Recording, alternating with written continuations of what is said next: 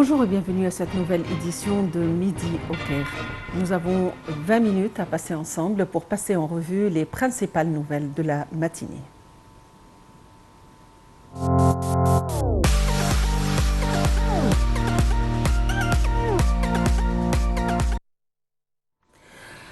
Commençons par cette nouvelle concernant le chef de l'État, le président Abdel Fattah el-Sisi, qui a reçu un appel téléphonique de la part du président du Conseil présidentiel libyen, Mohamed Al-Manfi. Au cours de l'appel, le chef de l'État a affirmé la solidarité de l'Égypte et son soutien à la Libye pour faire face aux répercussions de la tempête Daniel. Il a affirmé que l'Égypte n'épargnerait aucun effort pour aider les frères libyens et offrir toutes sortes de secours et de soutien.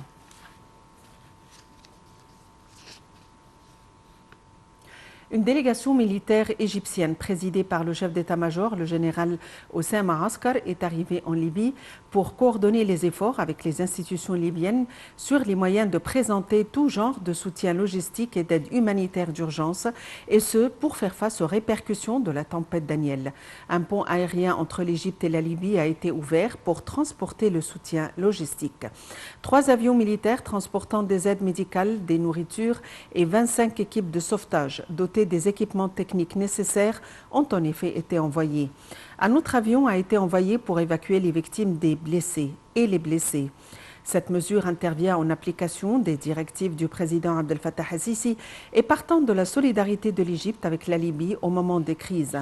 Les forces armées ont souligné qu'elles allaient mettre toutes ses capacités pour soutenir les pays frères en cas de circonstances difficiles. Les forces armées ont présenté leurs condoléances aux familles des victimes de cette catastrophe, souhaitant un prompt rétablissement aux blessés.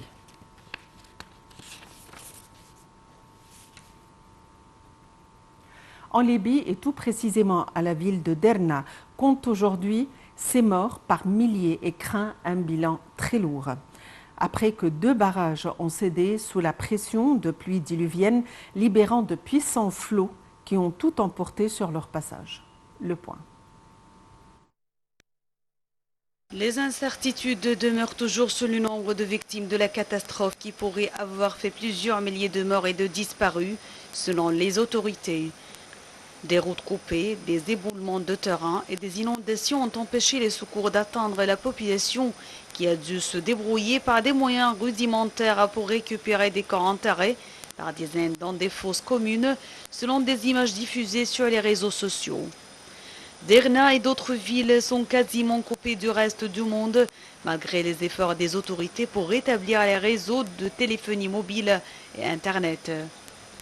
Le gouvernement de Tripoli a annoncé l'envoi de 2 avions ambulances et d'un hélicoptère, de 87 médecins, d'une équipe de secouristes, ainsi que de techniciens de la Compagnie nationale d'électricité pour tenter de rétablir rapidement le courant qui a été coupé.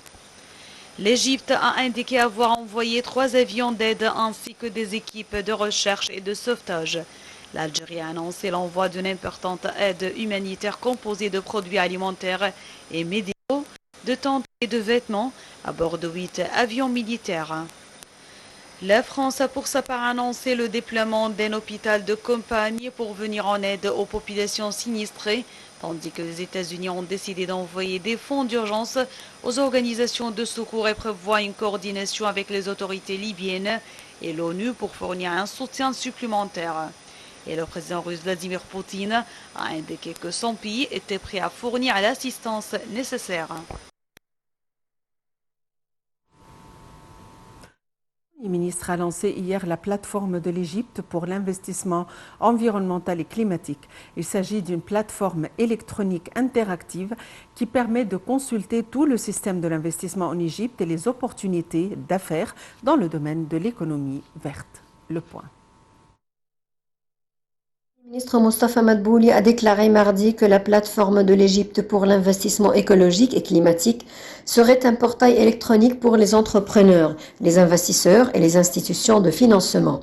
Dans une allocution prononcée lors du lancement de la première édition du Forum d'investissement écologique et climatique en Égypte, sous les auspices du président Al-Sisi, M. Madbouli a évoqué la fourniture d'études de faisabilité économique et des dossiers de promotion des opportunités d'investissement dans la gestion des déchets, l'énergie durable, le tourisme écologique, l'agriculture et la production alimentaire. Cette plateforme ouvrira des canaux de contact directs entre le ministère de l'Environnement et les investisseurs.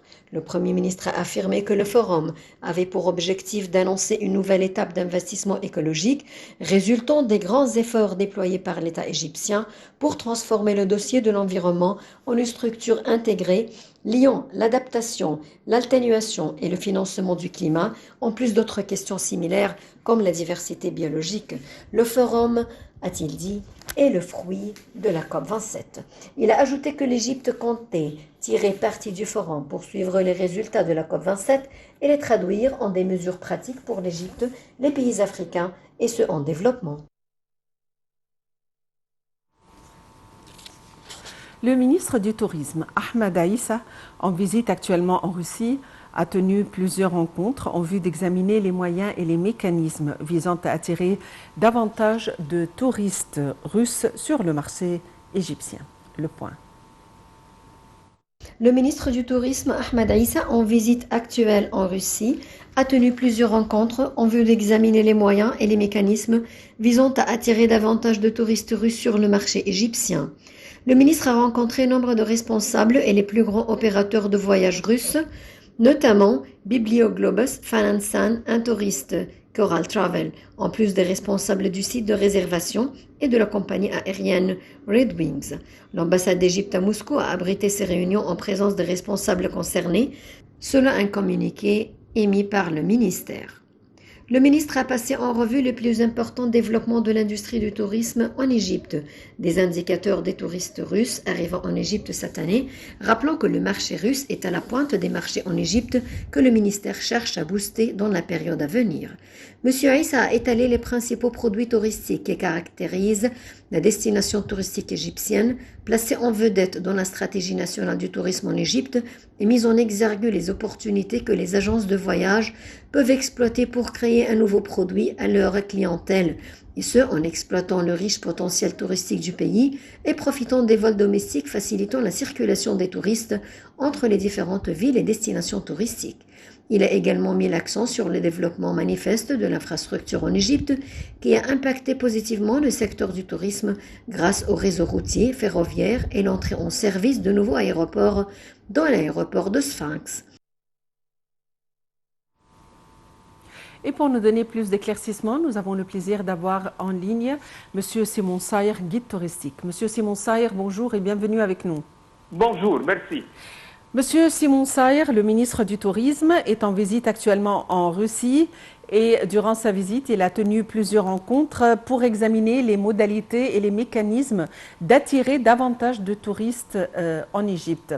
À votre avis, quels seraient probablement les différents mécanismes susceptibles d'augmenter l'afflux des touristes en Égypte, notamment les Russes?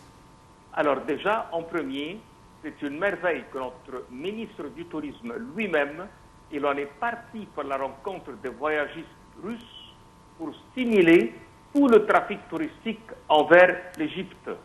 Alors, M. Ahmed Aïssa, il a tenu en Russie plusieurs réunions avec les responsables et les représentants des principaux voyagistes du marché russe, sans mentionner leur nom, mais il a beaucoup parlé aussi bien avec les sites électroniques de réservation et la compagnie aérienne russe qui s'en occupe de ces voyages. Il en a réalisé une très belle visite à Moscou. Dans ces discussions concernant les mécanismes, il avait un seul but, c'est attirer davantage de touristes russes en Égypte d'une façon à faire un développement et à faire un grand chiffre indicateur de l'industrie du tourisme en Égypte. Aussi bien, il a beaucoup travaillé sur l'importance d'augmenter le trafic touristique juste dans la période à venir.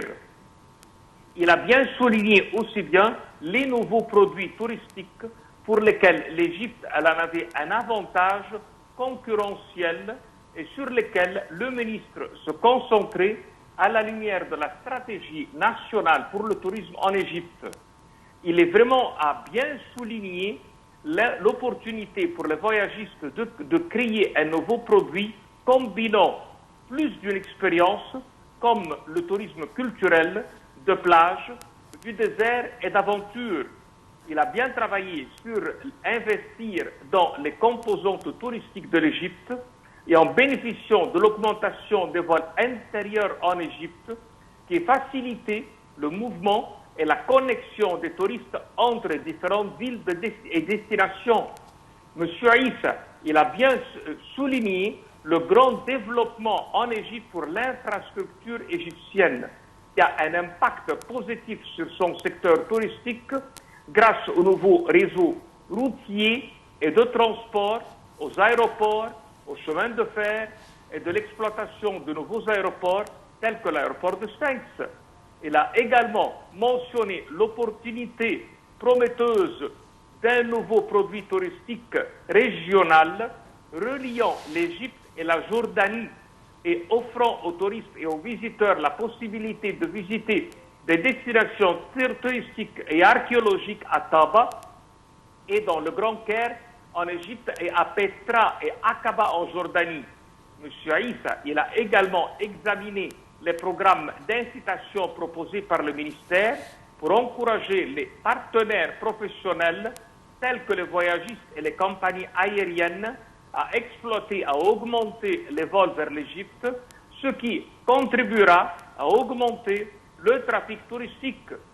Ces forfaits, bien sûr, comprenaient un programme d'incitation pour l'aviation, des programmes de marketing conjoints et des voyages de familiarisation. Les voyagistes ont partagé leurs projets pour la saison hivernale et le volume du trafic touristique de la Russie vers l'Égypte au cours de la période récente.